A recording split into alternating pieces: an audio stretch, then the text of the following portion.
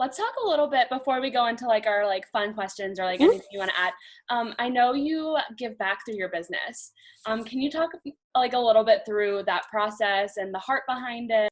So currently a portion of the proceeds from every live painting or commission I donate to rescue efforts. In particular, the rescue organization that we adopted our Bolt from. But the way that that's been working lately is I'll put aside a portion from every booking.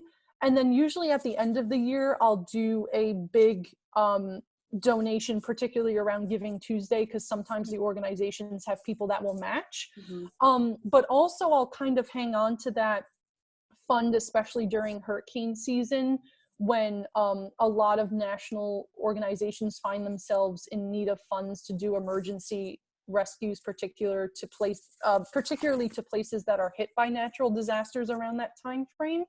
But recently I've been really like kind of meditating and praying on a way to kind of just hyper organize that effort, because it's been a little bit sporadic recently.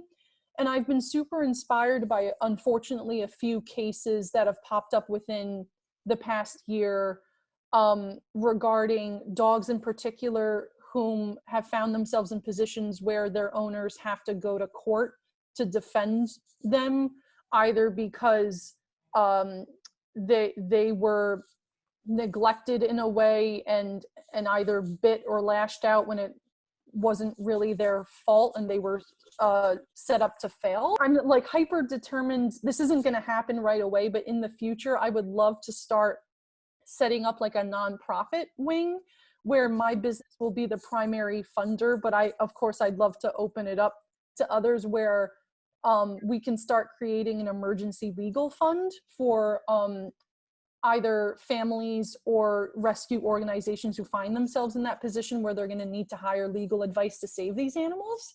So I'm kind of putting that out into the universe, and maybe it'll come back to me in a few years' time.